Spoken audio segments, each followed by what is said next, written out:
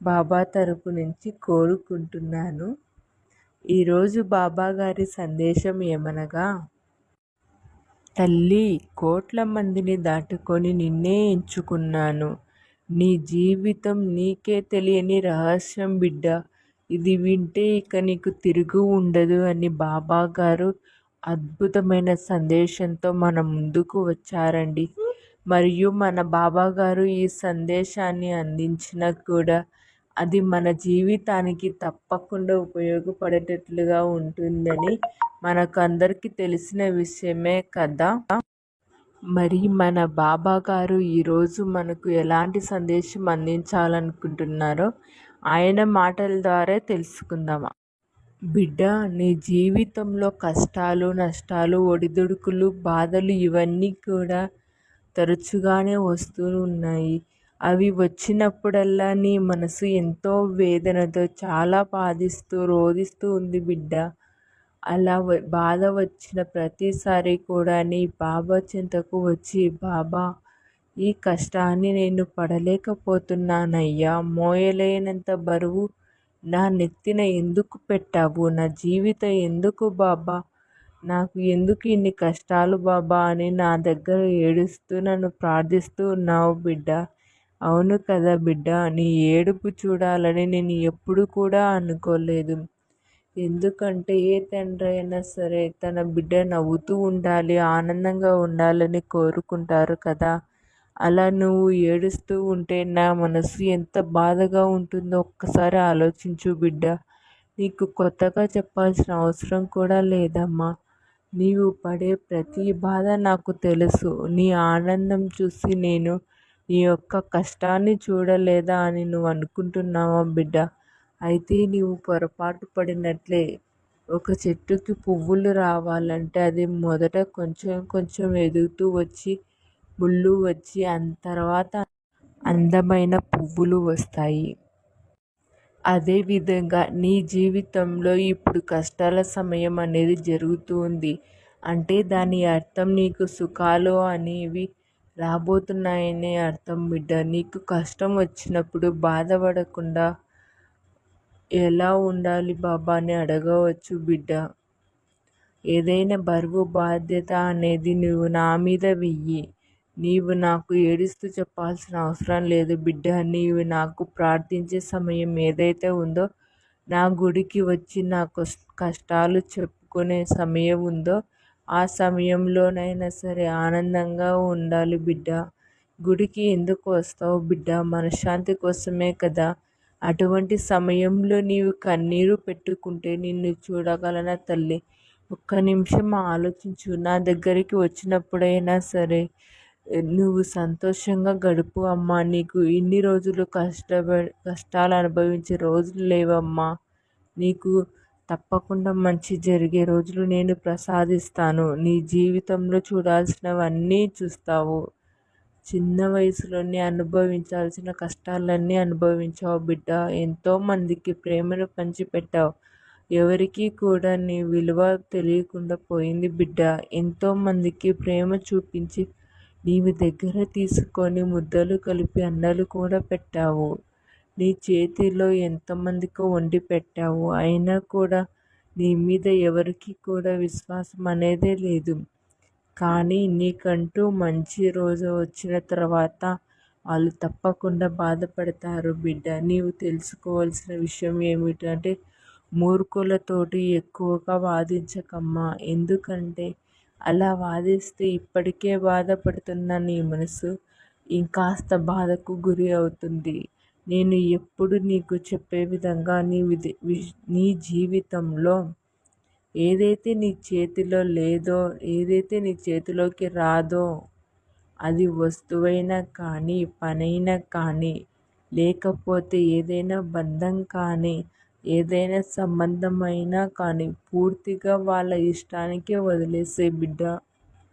ఎందుకంటే నువ్వు ఎంత దానిని నీ దగ్గరికి లాక్కోవాలని చూసినా అది నీది కాదు అన్నప్పుడు నీ దగ్గరికి ఎప్పుడుకి రాదు అని గుర్తుంచుకో బిడ్డ. ఎదుటివారు నీతో ఎలా మాట్లాడుతున్నారు, ఎలా ప్రవర్తిస్తున్నారో దాన్ని బట్టే వాళ్ళు ఇచ్చే విలువ ఎంతవరకు అని తెలుసుకొని నీవు వారితో అలాగే ఉండు. నీవి కష్టాలు ఎలా ఉన్నాయో అవి సగం తీరిపోయినట్టే బిడ్డ. ఇది ఒక్కటి గుర్తు ఉంచుకో. నీ మనసున బాధ పెట్టుకొని ఈ అందమైన చిన్న జీవితంలో ఎప్పుడు కూడా ఏడుస్తూ గడుపుతూ ఉంటే నీవు ఆనందంగా సంతోషంగా ఉండే రోజులు ఎప్పుడొస్తాయి బిడ్డ? నీవు దేని గురించి అయితే నన్ను ఎక్కువగా అడుగుతున్నావో అది జరగదు అని భయపడవద్దు బిడ్డ. అది ఖచ్చితంగా జరిగి తీరుతుంది. నువ్వు చేయాల్సింది ఏమిటంటే బిడ్డ, నీవు ఏడ్చిన ప్రతిసారి కూడా నా మనసు బాధపడుతుంది బిడ్డ. నీ యొక్క సంతోషం కోసం నేను ఎంత ఆరాటపడుతున్నానో, ఎంత తపన పడుతున్నానో, నా బిడ్డ ఆనందంగా ఉండాలని ఎన్ని చెప్తున్నానో ఇవన్నీ కూడా చెప్పినా నీ చెవిలో పడటం లేదు తల్లి. ఏదైనా కానీ నీ చెవిలో పడితే నీవు ఆనందంగా ఉండాలి కదమ్మా. కానీ నీ కంట్లో కన్నీరు ఆనందంతో రావడం లేదు, బాధతోనే వస్తున్నాయి. నీ జీవితంలో సంతోష సమయం అనేది ఆరంభానికి గుర్తు. ఇది గుర్తుంచుకొని ఈ క్షణం నుంచి నీవు ఎలా ఆనందంగా ఉండగలవో, ఈ క్షణం నుంచి నువ్వు ఆనందంగా ఉండడం కోసం ఏం చేసుకోగలవో అదే చేసుకొని ఆనందంగా ప్రతి క్షణం నీ జీవితంలో ఉండు బిడ్డ. కాలం విలువైనది కాబట్టి ఎంతో మధురంగా ఆనందంగా ఆ క్షణాన్ని అనుభవిస్తే అసలు నీ కంట్లో దుఃఖం అనేది ఉండదు బిడ్డ. ఈ క్షణం నుంచి నేను చెబుతున్న మాటలు గుర్తుంచుకో. ఎప్పుడు కూడా ఏడవద్దు బిడ్డ. ఎప్పుడు కూడా ఎవరిని అతిగా నమ్మవద్దు. నీ కష్టాన్ని ఎప్పుడు పక్కన పెట్టవద్దు. నీ యొక్క లక్ష్యం ఏదైతే ఉందో దానికోసం తప్పితే నీ ఆలోచన మరి ఏ చెడ్డ ఆలోచనలు నీ మనసులోకి రానివ్వద్దు. చెడ్డ ఆలోచనలు అంటే ఎదుటి వారి కోసం ఎక్కువగా ఆలోచించినవి. నీ మనసు పాడు చేసుకోవద్దు బిడ్డ. నీ జీవితంలో నీకు ఏదైతే ముఖ్యం అనుకుంటున్నావో దానిపైనే నువ్వు పూర్తి శ్రద్ధను పెట్టి దానికోసమే కష్టం ఎక్కువగా పడి అది సాధించేంత వరకు నీ తెలివితేటలను ఎలా వాడుకుంటావో అలా వాడుకో. నువ్వు కష్టపడింది ఏదైనా కానీ అది పూర్తిగా నీకే దక్కుతుంది అని గుర్తుంచుకో బిడ్డ. నీవు ఎప్పుడు కూడా ఎక్కడ కూడా తప్పు చేయకు. ఎప్పుడైనా కానీ తప్పు లేకుండా ఎవరైనా నిన్ను దూషించినప్పుడు వారిని కూడా నీవు మాటలతో నిలదీసే ప్రయత్నం చేయొద్దు. ఎప్పుడు ఏదో పనికిరాని దాన్ని వాళ్ళు ఆలోచిస్తూ సర్వం కోల్పోయినట్లు ఒకే చోట కూర్చోవద్దు బిడ్డ.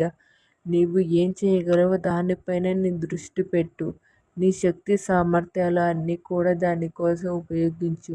నీ తెలివితేటలను ఆయుధంగా మార్చుకొని ఆ పనిపైనే నువ్వు శ్రద్ధ కనుక పెట్టినట్లయితే తప్పకుండా నీవు అనుకున్న లక్ష్యం వైపు అడుగు పెడతావు. నీకు విజయం లభిస్తుంది.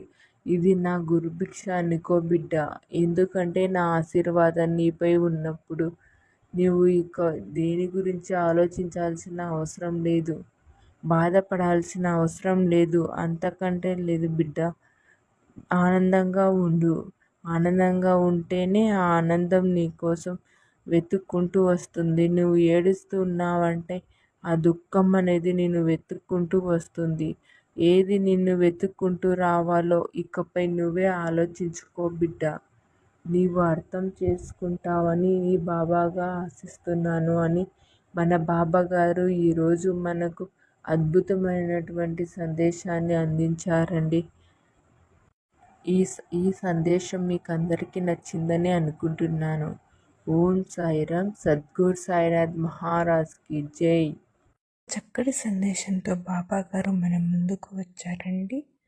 ఆ సందేశం ఏమిటో ఆయన మాటల ద్వారానే విందాము. తల్లి, దుఃఖంతో కుంగిపోతున్నావని ఈ వ్యక్తిని పంపిస్తున్నా. తన రాకతో నీ జీవితంలో జరిగేది ఇదే. అదేమిటో తెలుసుకో బిడ్డ అని బాబా గారు ఈ సందేశంతో మన ముందుకు వచ్చారండి. బిడ్డ, ఎంతో దుఃఖంలో ఉన్న నిన్ను రక్షించేందుకు, అలాగే నిన్ను కాపాడేందుకు ఒక వ్యక్తిని పంపిస్తున్నాను.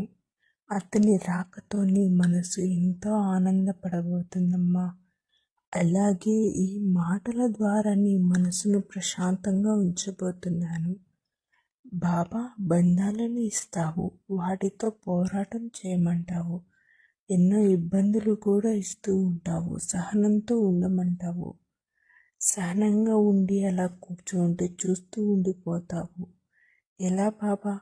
ఏదైనా సరే కష్టంలో ఉన్నా లేదా ఏదైనా పుట్టాడు దుఃఖంలో ఉన్న మాకు ఈ సమస్య నుంచి మమ్మల్ని కాపాడితే చాలు. వెంటనే శ్రద్ధ సబూరితో ఉండమ్మా, ఓర్పు సహనంతో ఉండమ్మా.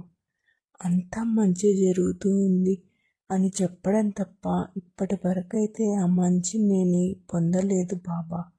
నిజం చెప్పాలంటే నేను ఇప్పుడు ఎంతో దుఃఖంలో ఉన్నాను. ఆ దుఃఖం దేని గురించో నీకు కూడా తెలుసు.